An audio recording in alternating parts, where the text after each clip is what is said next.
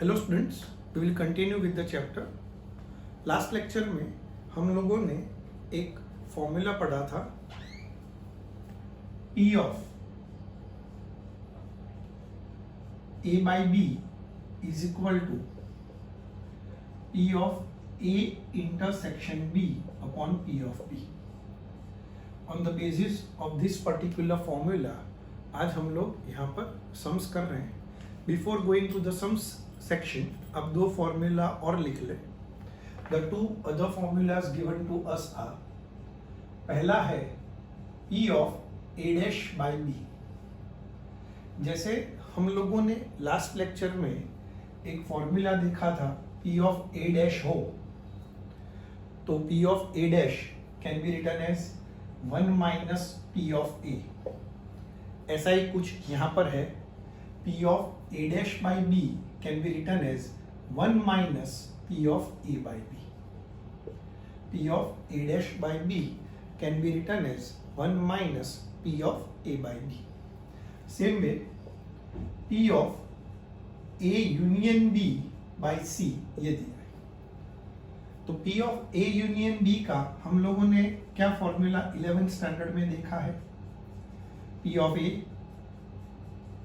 Plus P of B minus P of A intersection B। ऐसा ही कुछ यहां पर है। P ऑफ A तो सबसे पहले यहां पे आएगा P of A by C plus P of B, तो यहां पे आएगा P of B by C। फिर इंटरसेक्शन है तो यहां पे आएगा minus P of A intersection B by C। Pattern वही है, इस तरह से ही आप इन दोनों फॉर्मूलाज को याद करें। ठीक है, लिख लो ये दोनों formulas.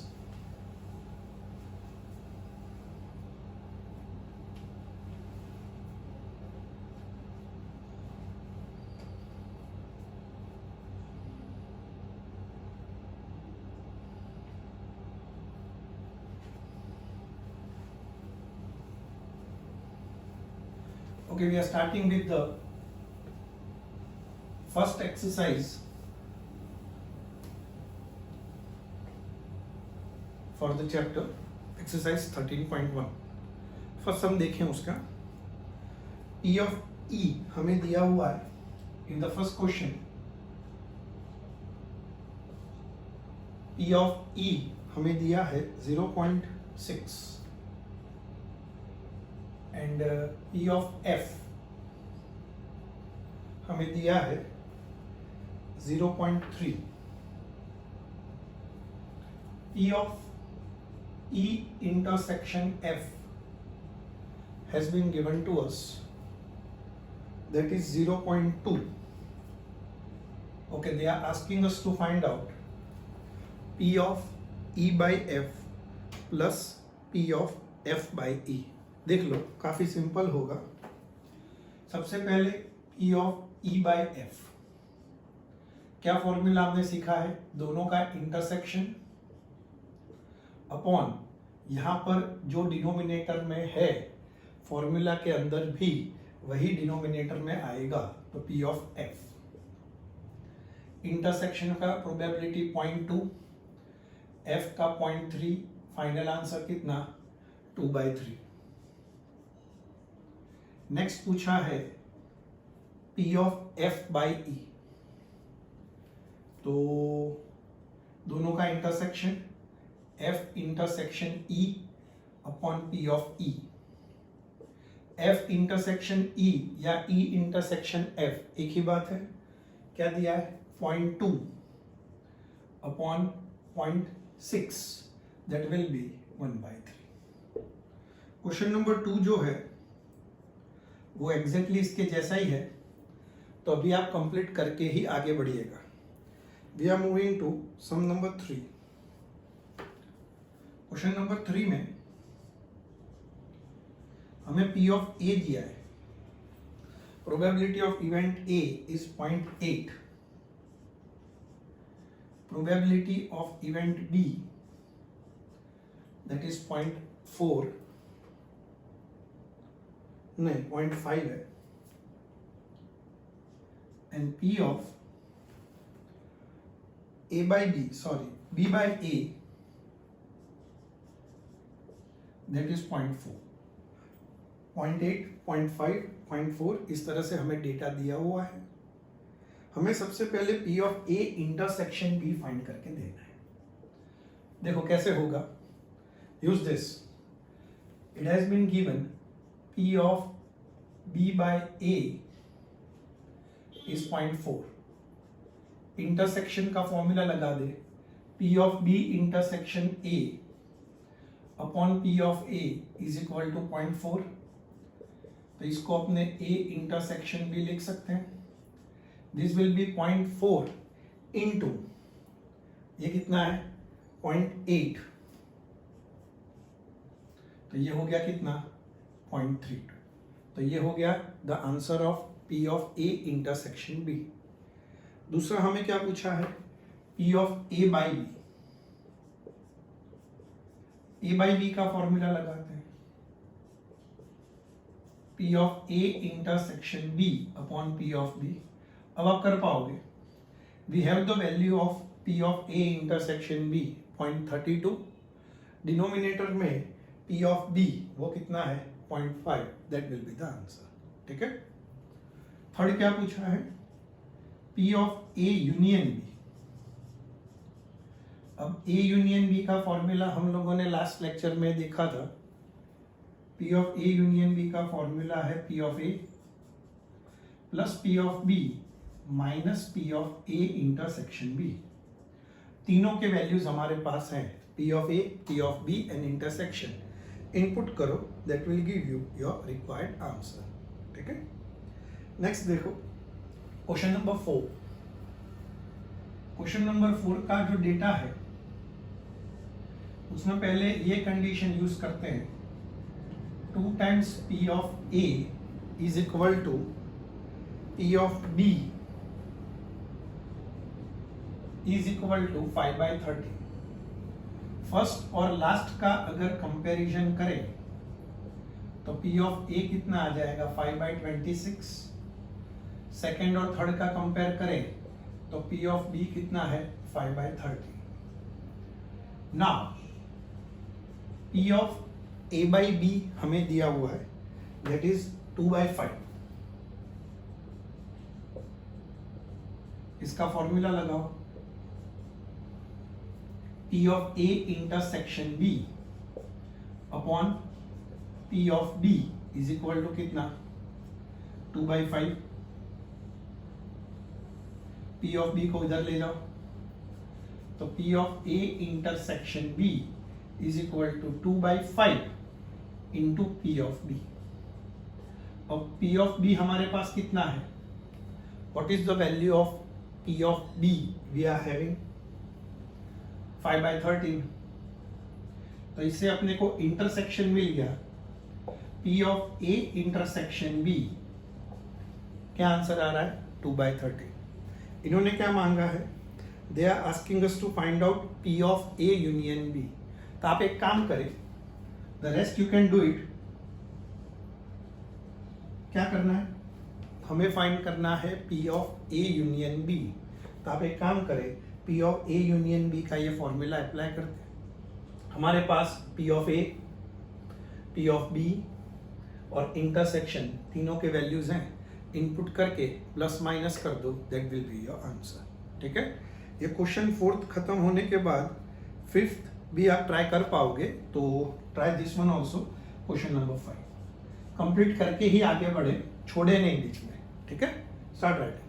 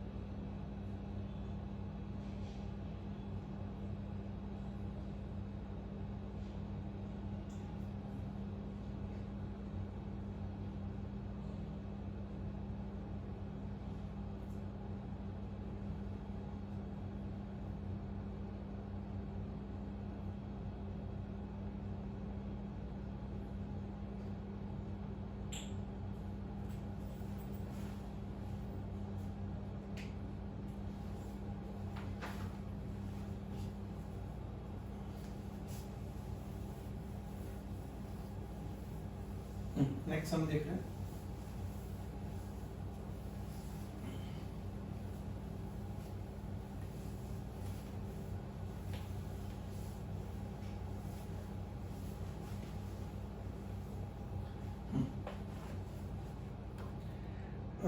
we'll start with sum number 6.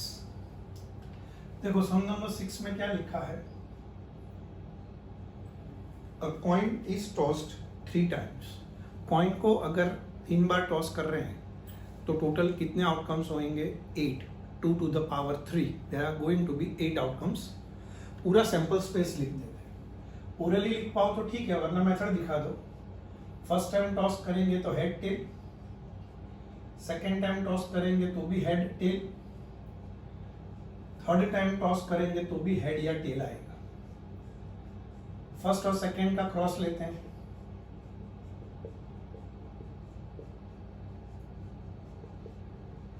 इन दोनों का क्रॉस ले लेते हैं.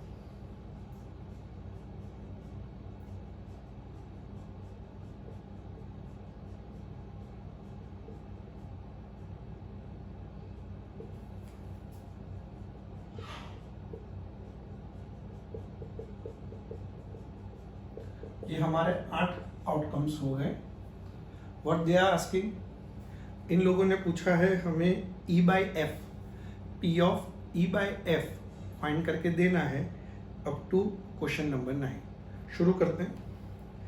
क्या लिखा है? First E on the third toss. First sum लिखा है इवेंट E. क्या कंडीशन है उसमें? Head on the third toss.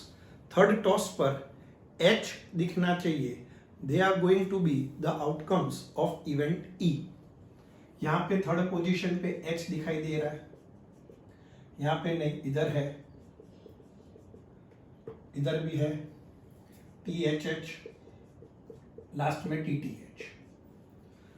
F event हमें क्या दिया है? Head on first 2 tosses. पहली 2 पोजीशन पर हमें H दिखाई देना चाहिए. तो एक तो ये आ जाएगा HHH, दूसरा HHT, और कोई पहली 2 पोजीशन पर नहीं है. क्या फाइंड करना है? P of E by F. क्या फॉर्मूला होता है? P of E intersection F. तो इसका मतलब ये हुआ कि हमें इंटरसेक्शन की जरूरत पड़ने वाली. तो we write it as E intersection F. एक ही आउटकम है, दैट इज HHH. फॉर्मूला लगाते हैं. P of E by F is equal to P of E intersection F upon P of F. अब प्रोबेबिलिटी फाइंड करने के लिए अपना standard formula, favourable upon total. E intersection F में कितने favourable है? 1, टोटल 8. F में कितने हैं? 2, तो 2 by 8. फाइनल आंसर कितना आ जाएगा? 1 by 2. ठीक है. सेकेंड देखो, सेकेंड दिया है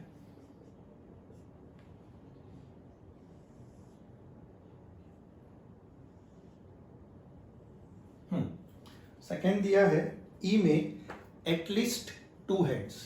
देखो ये हमने लास्ट लेक्चर में डिस्कस करा था.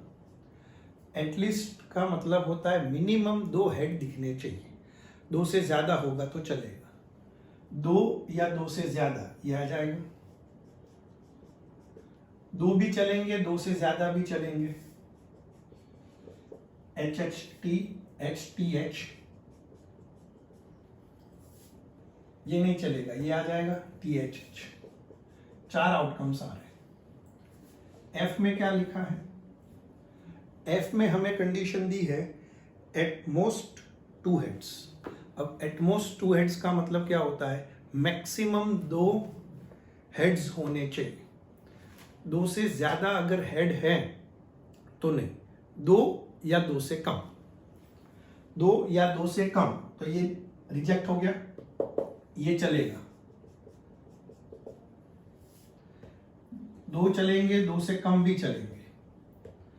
2 से कम है, चलेगा. ये चलेगा THH, THT चलेगा, TTH भी आ जाएगा और लास्ट में TTT। क्या पूछा है?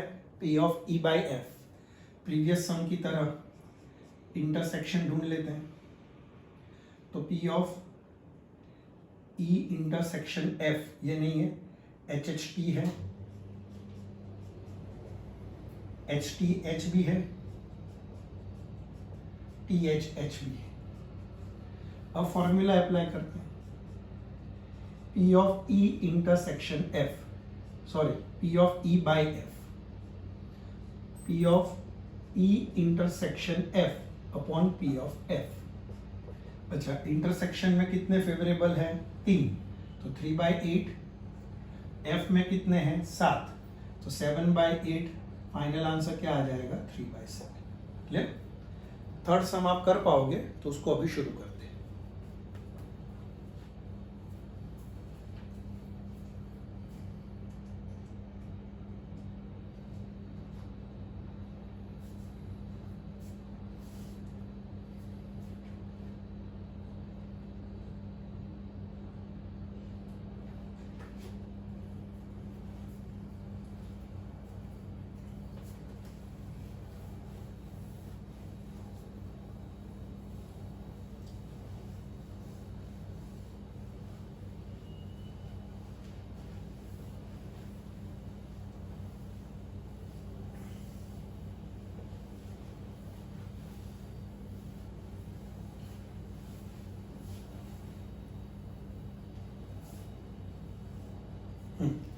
आगे बढ़ रहे हैं। Sum number 7, 2 coins are tossed.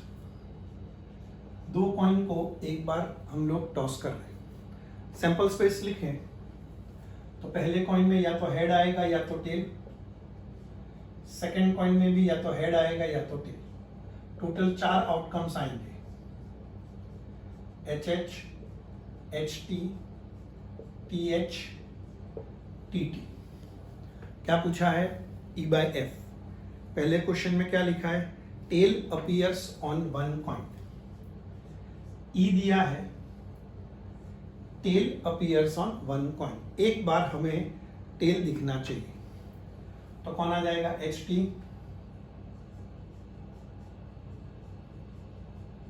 TH। अच्छा, F क्या दिया है? F हमें दिया है 1 कॉइन शोज हेड। एक कॉइन पर हेड दिखना चाहिए, तो उसमें कौन आ जाएगा? HT, TH। दोनों सेम ही हुए। इंटरसेक्शन फाइंड करोगे तो भी सेम ही आएगा। क्या पूछा है? P of E by F, E intersection F upon P of F। Intersection में कितने? 2, 2/4। F में कितने? Favourable 4, favourable 2, total 4। Final answer कितना बैठेगा? 1। ठीक है। सेकेंड क्या लिखा है? No tell appears. टेल दिखना ही नहीं चाहिए। इन सब में टेल दिख रहा है, तो इसका मतलब E में सिर्फ एक ही आउटकम आएगा। कौन सा? HH। अच्छा, F क्या लिखा है? No head appears. हेड नहीं दिखना चाहिए। टेल टेल, तो E इंटरसेक्शन F क्या हो जाएगा? Null set.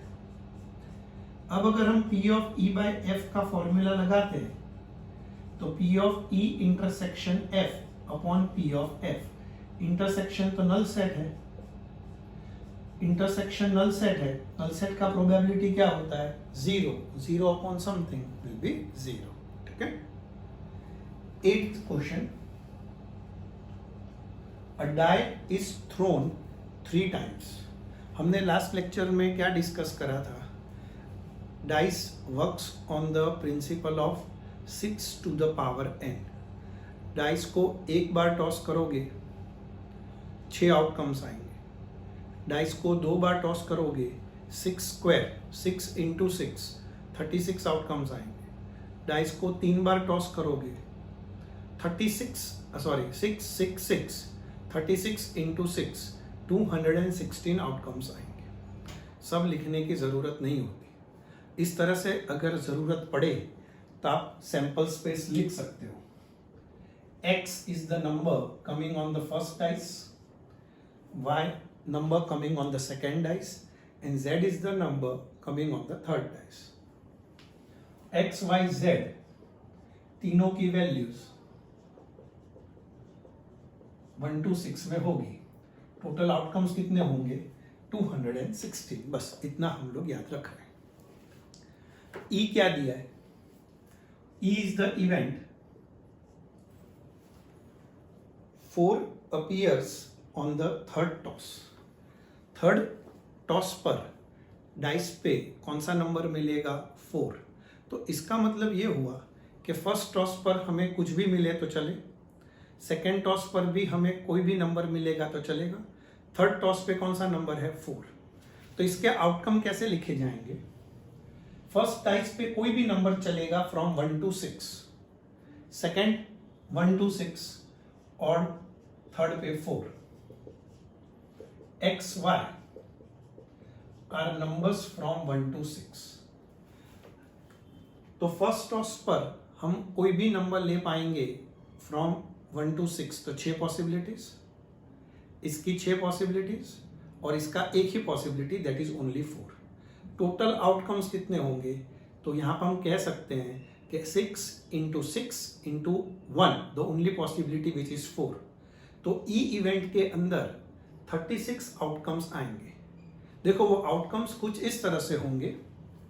पहली बार डाइस को टॉस करा 1 मिला, सेकेंड टाइम डाइस को टॉस करा 1 मिला, थर्ड टाइम तो 4 मिला, तो 1 1 4। पहली बार डाइस को टॉस करा 1 ही मिला, सेकेंड टाइम डाइस को टॉस करा 2 मिला और थर्ड टाइम क्या मिला? 4। इस तरह से हम लिखते जाए। तो ये सीरीज में लास्ट में कौन आएगा? 1 6 4। फिर डाइस को पहली बार टॉस करा 2 मिला, तो 2 1 4 2 2 4, इस तरह से चलता जाएगा। तो फर्स्ट आउटकम के 6 पॉसिबिलिटीज, सेकेंड आउटकम के भी 6, थर्ड का तो एक ही पॉसिबिलिटी है 4। तो हम कह सकते हैं टोटल ई इवेंट में नंबर ऑफ आउटकम्स कितने होंगे? एन ऑफ ई लिख रहा हूं, number of outcomes in event E, that is 36। Next लिखा है एफ। अच्छा, एफ कौन सा इवेंट है? तो एफ लिखा है इन्होंने 6 and 5 appears on the first 2 tosses। मतलब पहली बार डाइस को टॉस करा 6 मिला, सेकेंड टाइम टॉस करा 5 मिला, थर्ड टाइम कुछ भी हो सकता है। तो फर्स्ट और सेकेंड तो फिक्स है। तो 6 आउटकम्स आएंगे 6 5 1। पहली बार 6 आया, दूसरी बार 5 आया और तीसरी बार कंडीशन नहीं है तो तीसरी बार 1 आ सकता है, तीसरी बार 2 आ सकता है। 3 पॉसिबल, 6 आउटकम्स हैं तो सारे लिख देते हैं।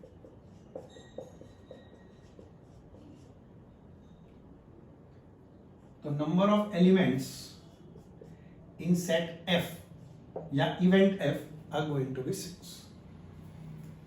इंटरसेक्शन ढूंढते हैं।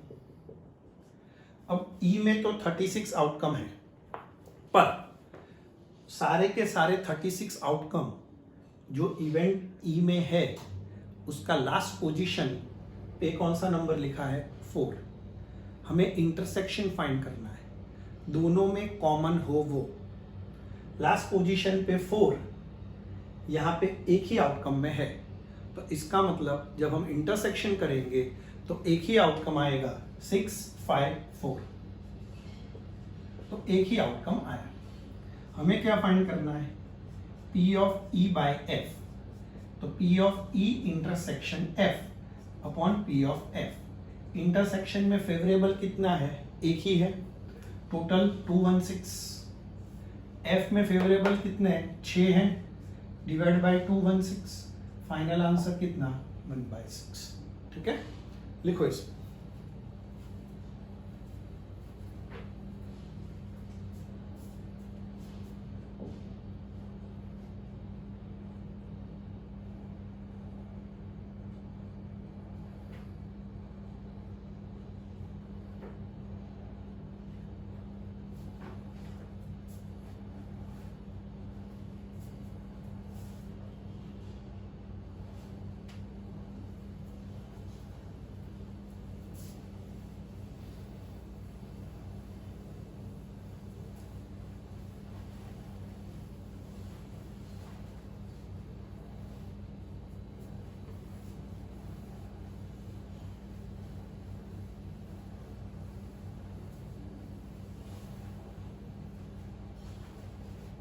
नेक्स्ट हम देखो, mother father and son line up at random for a family picture. Family में 3 जने हैं, मदर को अगर एम से सपोज करें, फादर के लिए एफ, सन के लिए एस, सैंपल स्पेस बनाते हैं।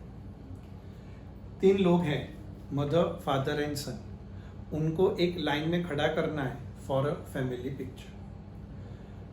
परम्यूटेशन कॉम्बिनेशन देख लो, 3 पर्सन्स आते हैं, तीनों को अरेंज करना है, तो इसका मतलब 3 persons can be arranged in 3 factorial, मतलब 6 वेज आ जाएगा। टोटल 6 ऑप्शंस आएंगे, 6 ही हैं तो हम सारी पॉसिबिलिटीज लिख रहे हैं। फादर पहले, मदर एंड सन, या तो सन मदर को इंटरचेंज कर ले, मदर पहले फर्स्ट पोजीशन, फादर एंड सन, या सन एंड फादर।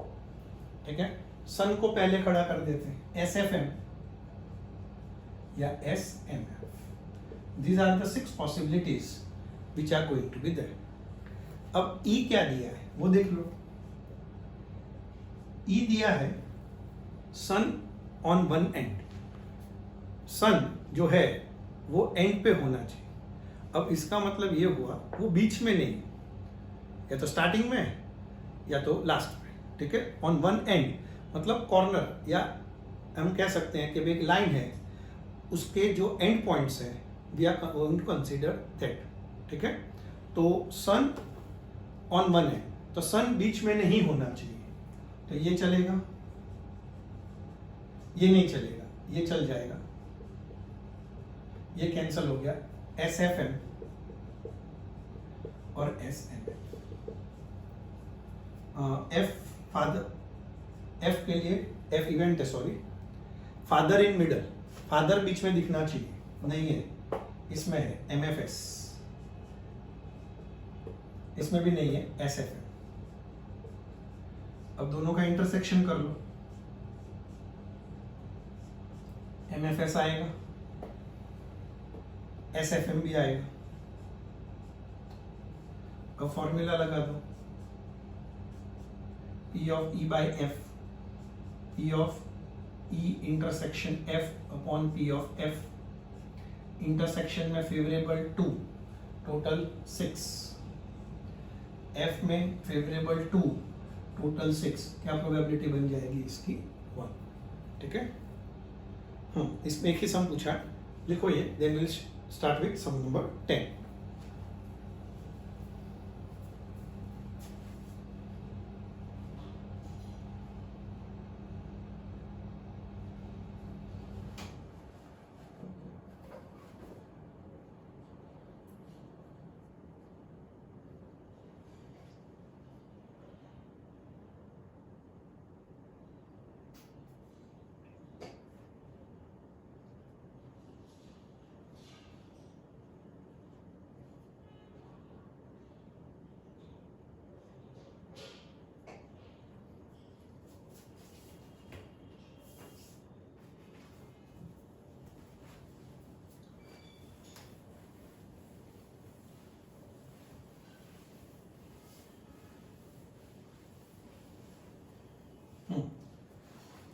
सम नंबर 10 देखो,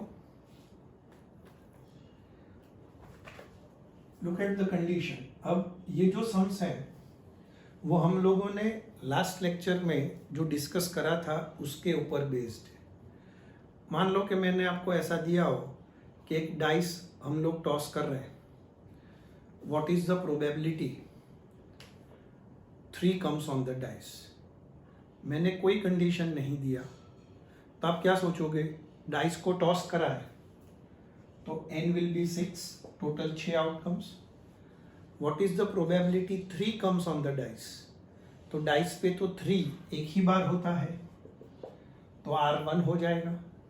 फॉर्मूला है favourable upon total, R by n, तो 1/6। अब ऐसा बोल दिया हो, it is given number obtain on the dice is an odd number. आपको ये बता दिया गया है कि डाइस पे ऑड नंबर आया है। What is the probability number on the dice is 3। तो बात समझो, नंबर डाइस पे ऑड आ ही चुका है तो ये फिक्स हो गया कि आंसर 1, 3 या 5 में से ही आएगा, तो n का वैल्यू 3 हो जाएगा। उसमें से 3 तो एक ही बार है, तो प्रोबेबिलिटी क्या बन जाएगी, 3 आने की 1/3। बस ये आपको सोचना है कि n क्या होगा और r क्या होगा, ठीक है। अब देखो क्या लिखा है, हमारे हाथ में एक ब्लैक डाइस है और एक रेड डाइस है। Find the conditional probability of obtaining a sum greater than 9 given that black die has resulted in 5। अब बात समझो, जब दो डाइस टॉस करते हैं the smallest outcome is going to be 1, 1। पहले डाइस पर भी 1 आया और दूसरे डाइस पर भी 1 आया। The biggest outcome is going to be 6, 6। अब इन दोनों का समेशन करते हैं तो 2 आता है। 6, 6 जो दो नंबर्स डाइस पे आए हैं तो उनका 12 आ रहा है। अब आपको ये दे दिया गया है ब्लैक डाइस पे 5 ही आया है, तो अगर मुझे आउटकम्स लिखने हैं, वैसे तो अगर दो डाइस को टॉस करते हैं तो 36 आउटकम आते हैं, पर इन्होंने तो बोल दिया है कि आपके हाथ में जो ब्लैक डाइस है उस पे 5 ही आया है, तो इसका मतलब ब्लैक डाइस पे 5 और रेड पे कितना 1, 5, 2, 5, 3। बस इसके अलावा तो कोई आ ही नहीं सकता। ब्लैक डाइस पे 5 आ चुका है तो 6 आउटकम्स आएंगे। अब हम लिख रहे हैं आउटकम्स ऑफ आर। अब इन्होंने पूछा है find the probability sum of the numbers is greater than 9। तो ये 6 आउटकम में से कितने आउटकम्स में समेशन 9 से ग्रेटर है वो चेक कर लेते हैं। इन 3 में तो नहीं है, इसमें एग्जैक्ट 9 है, हमें ग्रेटर देन 9 पूछा है तो 2 ही आएंगे। तो इसका मतलब n में 6 आउटकम्स और r में 2 आउटकम्स। प्रोबेबिलिटी का फॉर्मूला r/n 2/6, क्या आंसर मिल गया 1/3। सम करता हूं, आई होप क्लियर हुआ होगा। 11 देखो, e दिया है 135, सेट e दिया है 135, f दिया है 2,3, g दिया है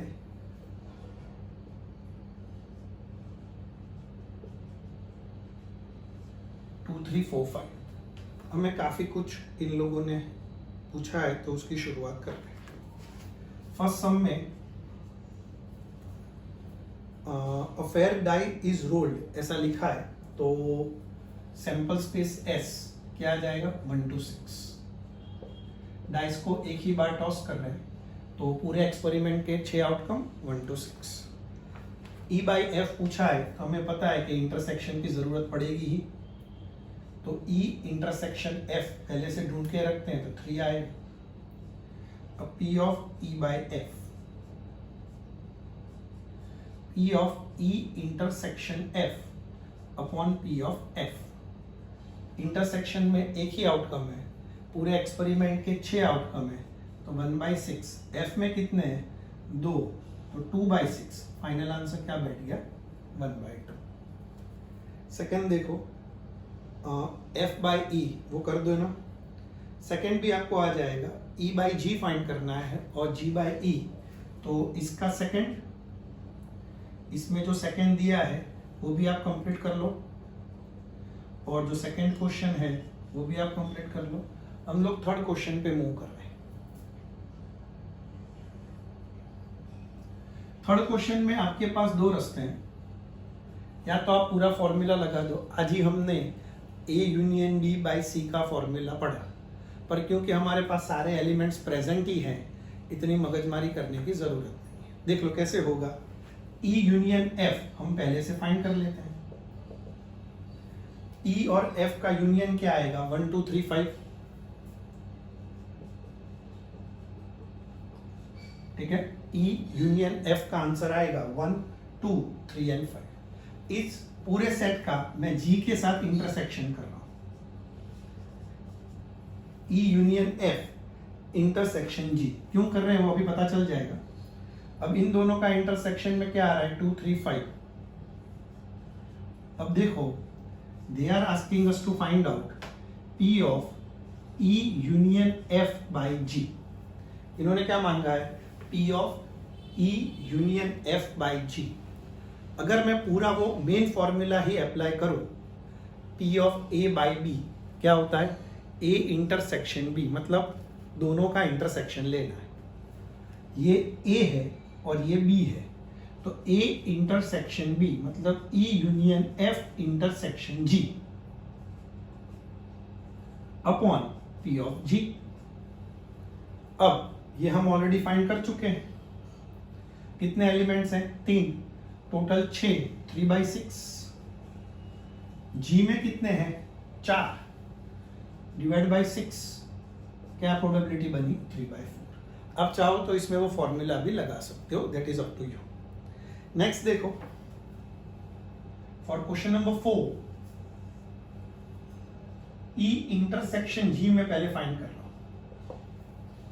E इंटरसेक्शन G, वो डेटा से ही आपको पता चल जाएगा कि आपको पहले क्या फाइंड करना है। तो E इंटरसेक्शन G 3 आएगा और 5 आएगा। फिर मैं E इंटरसेक्शन G का, सॉरी E इंटरसेक्शन F आएगा, कैंसल, F है डेटा में, तो E इंटरसेक्शन F ये तो हम पहले ढूंढ चुके हैं, 3 है। अब इसका इंटरसेक्शन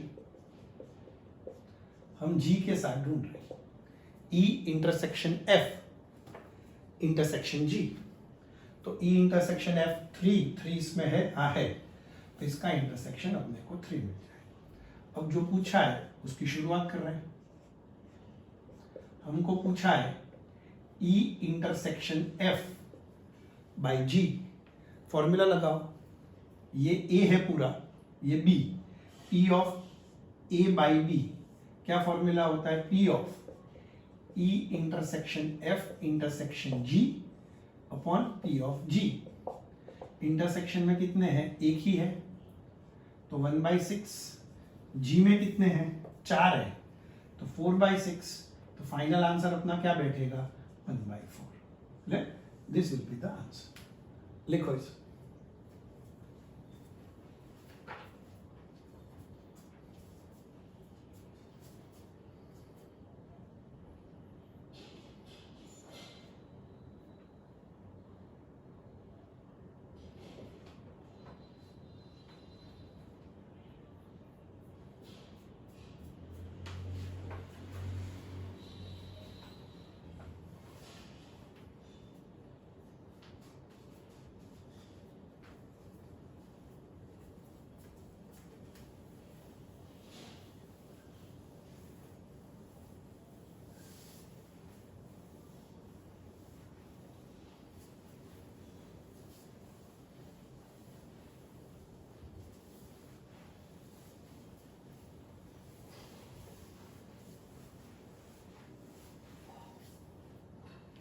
नेक्स्ट देखो,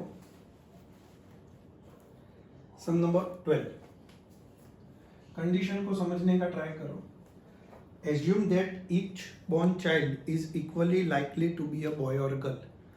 मतलब कोई फैमिली में मान लो कि कोई चाइल्ड बॉर्न हो रहा है, तो वो चाइल्ड जो बॉर्न होगा वो बॉय होगा या गर्ल होगा, दोनों की प्रोबेबिलिटी सेम है।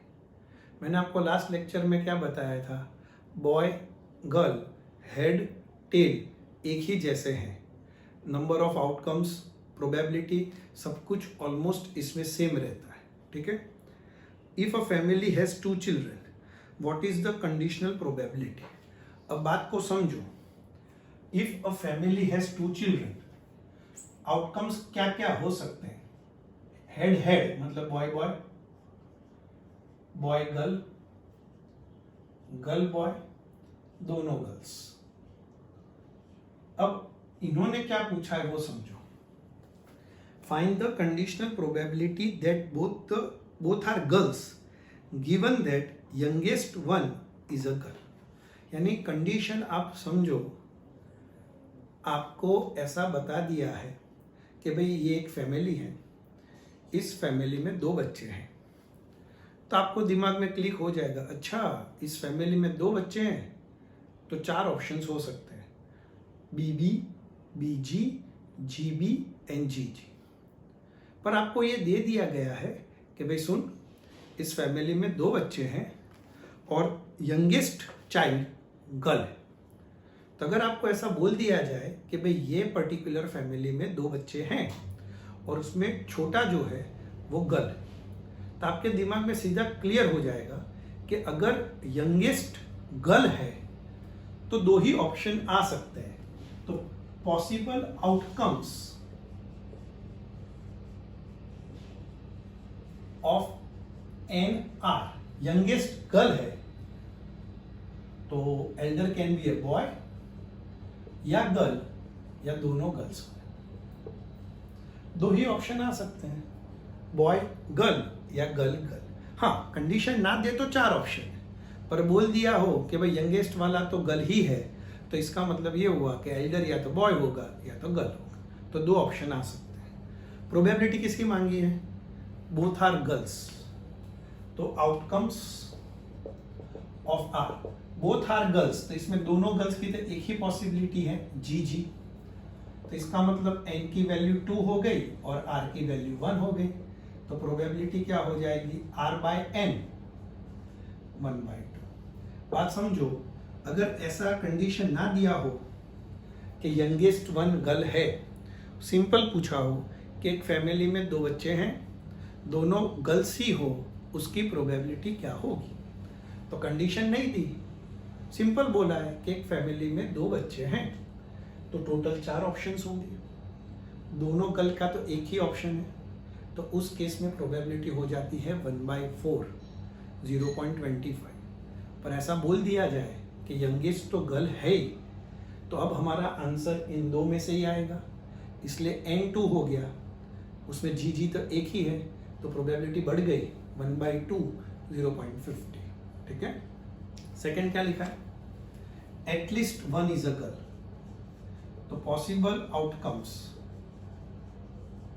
ऑफ एन आर, सम को इस तरह से रीड करो, दोबारा रीड करते हैं सम को।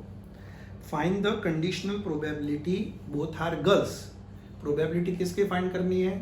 फैमिली में दोनों बच्चे गर्ल्स हैं, with a condition at least 1 is a girl.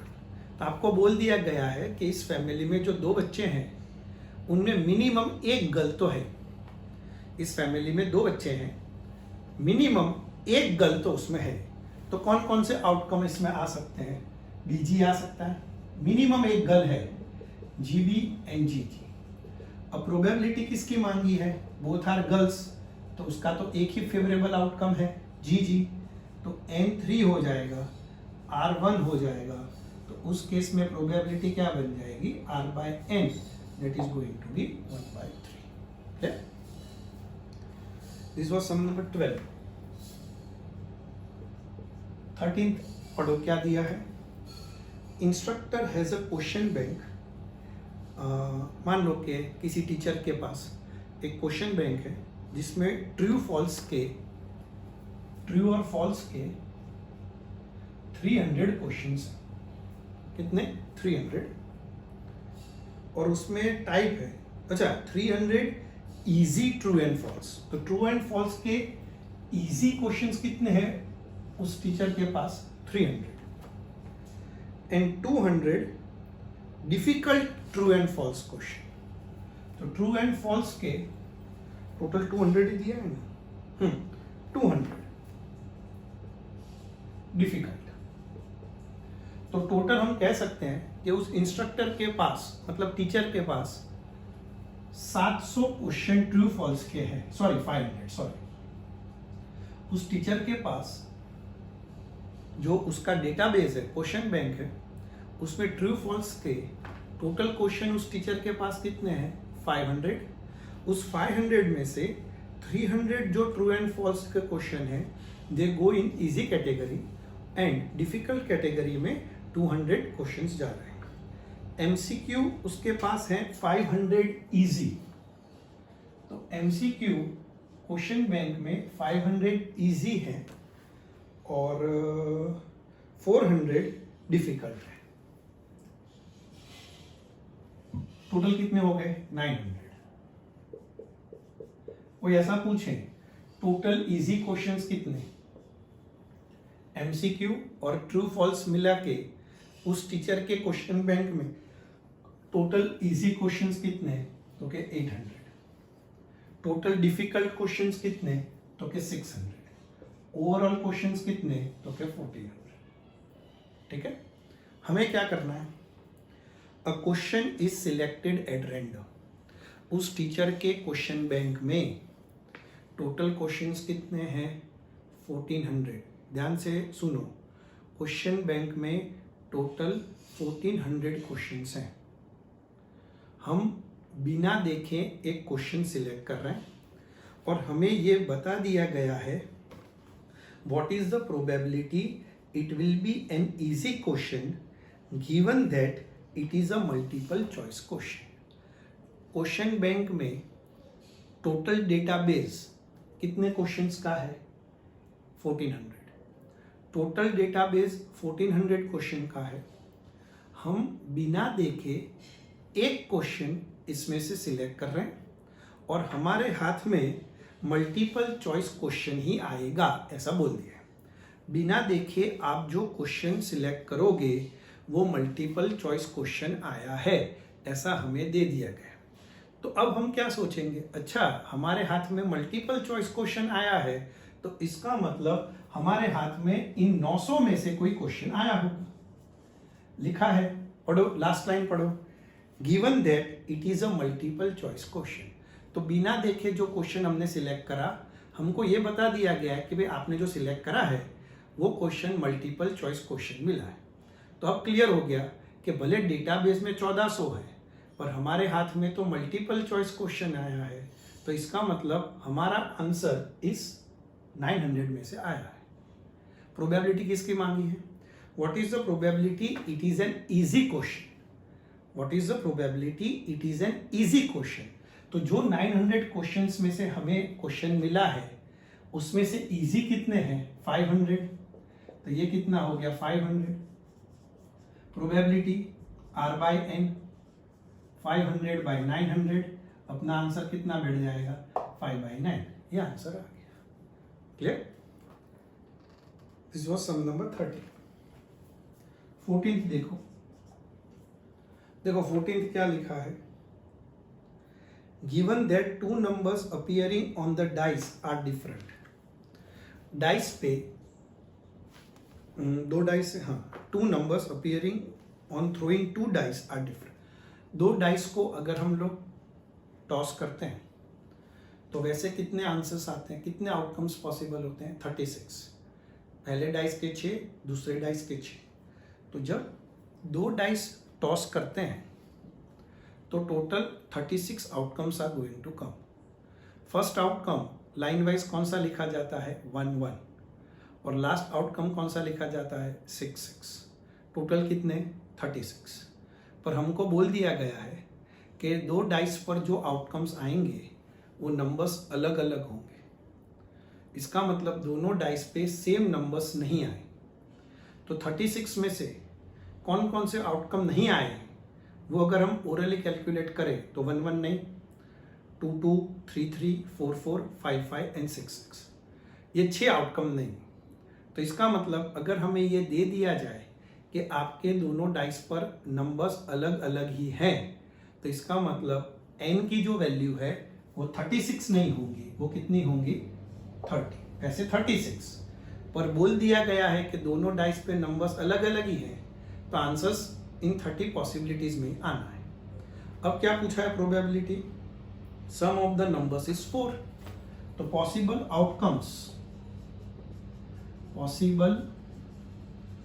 Outcomes of are 1 3, summation 4 चाहिए। अब 2 2 तो नहीं है क्योंकि आपको बता दिया गया है कि दोनों डाइस पे नंबर्स अलग अलग है, तो 2 2 तो पहले से ही नहीं है, तो दूसरा खाली एक ही बचा 3 1। तो r का वैल्यू 2, प्रोबेबिलिटी कितनी, r बाय n 2/30 1/15, बात खत्म हो गई। क्लियर? This was 14th। 15 तो फटाफट हो जाएगा, सीधा आंसर लिखना है, नो कैलकुलेशन रिक्वायर्ड। आपके लिए कोई आपको एक्सप्लेनेशन जरूरत पड़े तो आप लिख सकते हो। देखो क्या लिखा है, आपको एक डाइस टॉस करना है, 1 2 3 4 5 6 आएगा। अगर डाइस पे 3 मिला, if a multiple of 3 comes up, sorry multiple of 3 यानी 3 और 6 में से अगर कुछ आता है, then throw the dice again and if any other number comes toss a coin. Find the conditional probability of the event that the coin shows tail given that at least one dice has shown 3। तो बात समझो, पहले experiment समझो। आपको पहले तो एक dice दिया गया है, आपको ये बताया गया है कि सबसे पहले आपको ये डाइस दिया जाएगा, आप इसको टॉस करें। अगर आपने डाइस टॉस करने पर आपको 3 या 6 मिला, आपको 3 या 6 मिला, तो आपको इसी डाइस को दोबारा टॉस करना है। और अगर आपने पहली बार जो डाइस टॉस करा उसमें 3 और 6 के अलावा आपको कोई भी नंबर मिला, यानी 1 2 4 5, तो आपको एक कॉइन दिया जाएगा जो आपको टॉस करना है। ये एक्सपेरिमेंट है।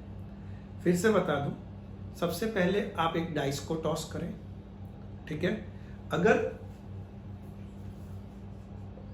डाइस टॉस करने पर आपको क्या मिला, 3 या 6, तो आपको डाइस फिर से टॉस करना है, उसमें फिर जो भी नंबर आए एक्सपेरिमेंट वहां पे खत्म हो जाएगा। पर अगर पहली बार टॉस करने पर आपको 1 2 4 5 में से कुछ मिला, तो आपको एक कॉइन दिया जाएगा जो आपको टॉस करना है, जिसको टॉस करने पर आपको हेड या टेल कुछ भी मिल सकता है। ये आपका एक्सपेरिमेंट। डाइस टॉस करो, 3 6 आया तो उसी डाइस को दोबारा टॉस करो, जो भी नंबर आए एक्सपेरिमेंट खत्म। डाइस टॉस करा पहली बार, 3 6 नहीं, 1 2 4 5 में से कुछ आया, कॉइन मिलेगा, उसको टॉस करो, या तो हेड आएगा या तो टेल आएगा, एक्सपेरिमेंट खत्म। इन्होंने क्या पूछा है, find the conditional probability of the event coin shows tail. Probability किसकी फाइंड करनी है, जो कॉइन आप टॉस करोगे उस कॉइन पे क्या मिले, tail, given that at least 1 dice shows 3। अब ये बात को समझने का ट्राई करो। डाइस ने 3 बताया है, अब डाइस अगर 3 बता रहा है तो आपको तो कभी कॉइन टॉस करने को मिलेगा ही नहीं।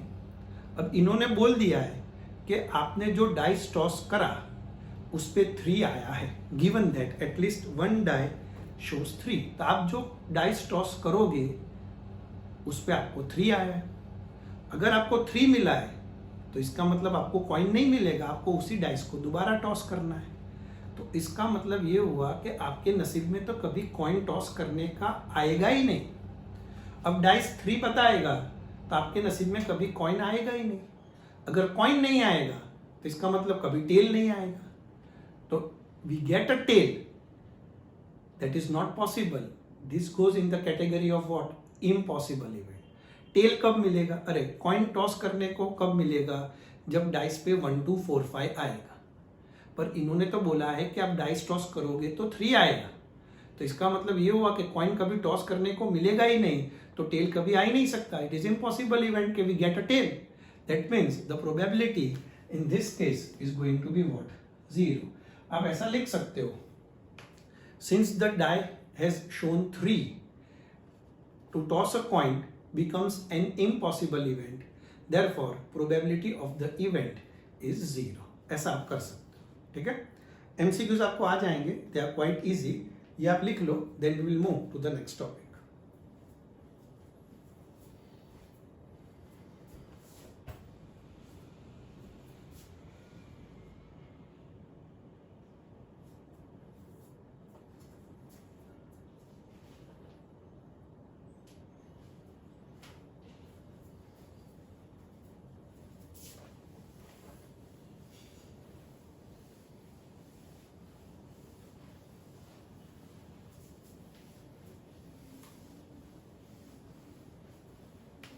नेक्स्ट टॉपिक का हेडिंग दे दे इंडिपेंडेंट इवेंट्स। क्या हेडिंग देना है आपको? Independent events.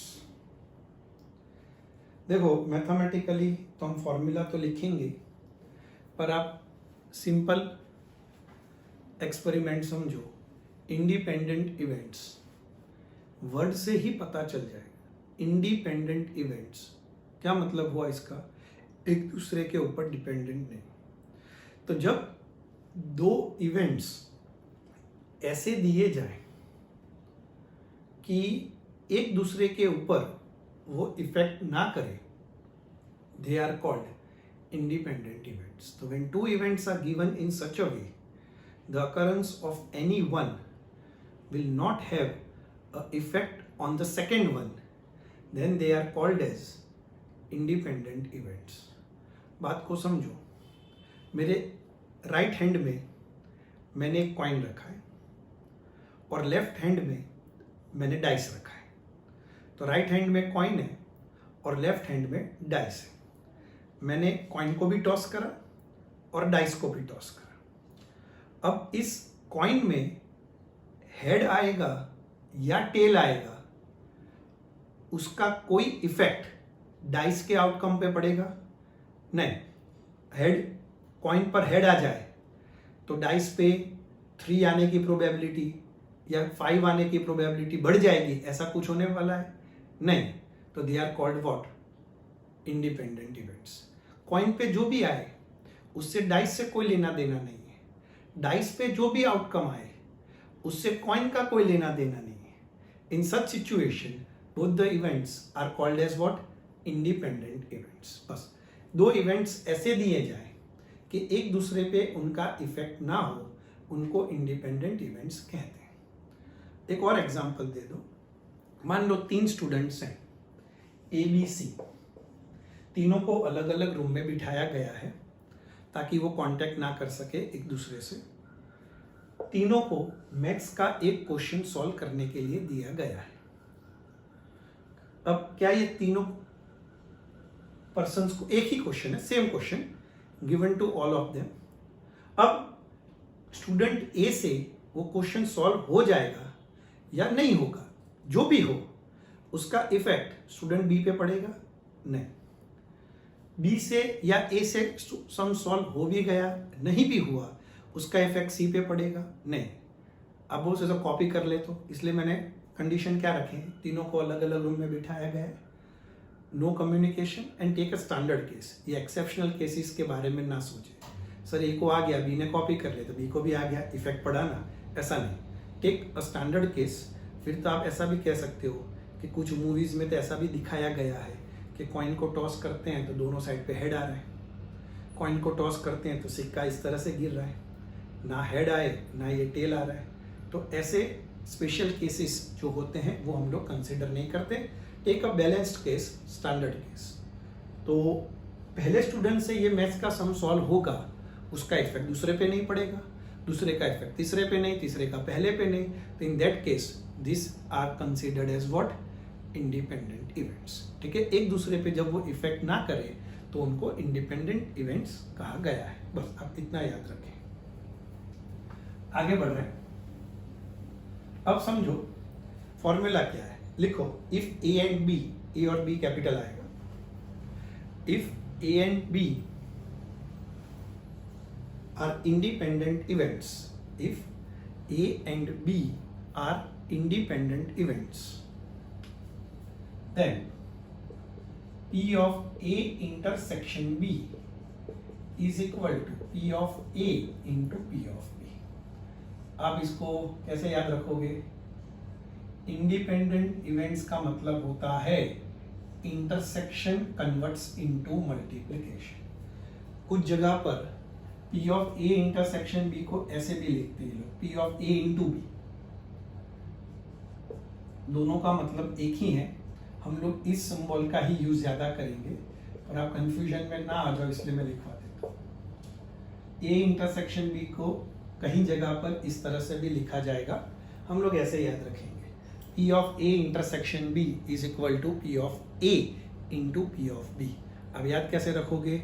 इंडिपेंडेंट इवेंट्स का मतलब होता है intersection converts into multiplication, intersection converts into multiplication. ठीक है, नोट करके लिखो, नोट हेडिंग दो, if A and B are independent, if A and B are independent events, पूरा लिखते हैं, if A and B are independent events, then A dash and B, A and B dash, A dash and B dash are also, पूरा लिखना, independent events. अगर दो events independent है तो उनके complement A dash and B, A and B dash, A dash and B dash, वो सब कुछ इंडिपेंडेंट ही होते हैं। देखो सिंपल लॉजिक है, एक हाथ में कॉइन है और एक हाथ में डाइस है। ए इवेंट है कॉइन टॉस करने पर हेड आए, और बी इवेंट है कॉइन टॉस करने पर डाइस टॉस करने पर 3 आए। ठीक है, ए कौन सा इवेंट है? कॉइन को टॉस करने पर हेड आए। बी कौन सा है? डाइस को टॉस करने पर 3 मिले। अब ए है कॉइन को टॉस करने पर हेड, बी डाइस को टॉस करने पर 3, दोनों इंडिपेंडेंट है। अब उनका कॉम्प्लीमेंट सोचो, ए डैश एंड बी डैश। अब ए है कॉइन आए, हेड आए, तो ए डैश का मतलब क्या हुआ? टेल। डाइस का मतलब, बी का मतलब क्या था? डाइस को टॉस करने पर 3 मिले, तो बी डैश का मतलब डाइस को टॉस करने पर 3 ना मिले। तो डाइस को टॉस करने पर 3 ना मिले और कॉइन को टॉस करने पर हेड ना मिले, उनमें कोई कम्युनिकेशन है नहीं, तो वो भी कैसे हो गए? इंडिपेंडेंट। तो अगर ए एंड बी इंडिपेंडेंट है तो उनके कॉम्प्लीमेंट भी इंडिपेंडेंट है, ऐसा हम लोग यहाँ पे कह सकते हैं। इसलिए मैंने लिखा है ए का कॉम्प्लीमेंट बी, ए बी का कॉम्प्लीमेंट, या दोनों का कॉम्प्लीमेंट, सब कुछ क्या रहेगा? इंडिपेंडेंट इवेंट्स के कैटेगरी में रहेगा। ठीक है, एक और बात मैं आपको बता दूं जो हमने 11th स्टैंडर्ड में पढ़ी है, थोड़ा बहुत आप चाहो तो उसको रिवाइज कर सकते हो। हमने NCR पढ़ा था, N ऑब्जेक्ट्स दिए हों और उनमें से R ऑब्जेक्ट्स को सिलेक्ट करना हो, तो if N objects are given to us और उसमें से R ऑब्जेक्ट्स को सिलेक्ट करना हो, तो out of N R objects can be selected in NCR ways, और वो NCR के 2 फॉर्मूलाज थे, NPR अपॉन R फैक्टोरियल, दूसरा N factorial upon N minus R factorial into R factorial. N objects दिए हों और उनमें से कितने ऑब्जेक्ट्स को सिलेक्ट करना हो? R, तो out of N R objects will be selected in NCR ways। ऐसा बोला हो कि 10 एक बॉक्स है, उसमें 10 बॉल है, बिना देखे आपको इसमें से कोई भी 3 बॉल को सिलेक्ट करना है। कितने बॉल्स हैं बॉक्स के अंदर? 10। बिना देखे आपको इसमें से कोई भी 3 बॉल सिलेक्ट करना है, तो 10 में से आप बिना देखे कोई भी 3 को सिलेक्ट करके अपना हाथ बाहर निकाल लो। तो 10 हैं, कितने सिलेक्ट करने हैं? 3। तो out of 10 3 will be selected in 10C 3 ways. Formula क्या है? C का P कर दो, तो 10P3 अपॉन 3 फैक्टोरियल। 10P3 कैसे अप्लाई करते हैं? 10 से शुरू करने का और 3 नंबर्स मल्टीप्लाई होने चाहिए, 3 तक जाने का ऐसा नहीं है। 10 9 8 फैक्टोरियल का मतलब 1 तक जाने का, इसको सॉल्व कर लो, वो हमारा आंसर। अब चाहो तो इससे भी कर सकते हो, n फैक्टोरियल मतलब 10 फैक्टोरियल, n माइनस r मतलब इन दोनों का subtraction 7 factorial into r factorial. 10 factorial को 1 तक मत लिखो, 10 9 8 7 फैक्टोरियल लिख दो, और 3 फैक्टोरियल तो 3 2 1, आंसर तो सेम ही आएगा। ठीक है, इस तरह से ये फॉर्मूला आप हमेशा याद रखें। नेक्स्ट लेक्चर में हम लोग इन्हीं बेसिस पे सम्स को सॉल्व करेंगे। ठीक है, आज हमें यहाँ तक रखना है। Thank you.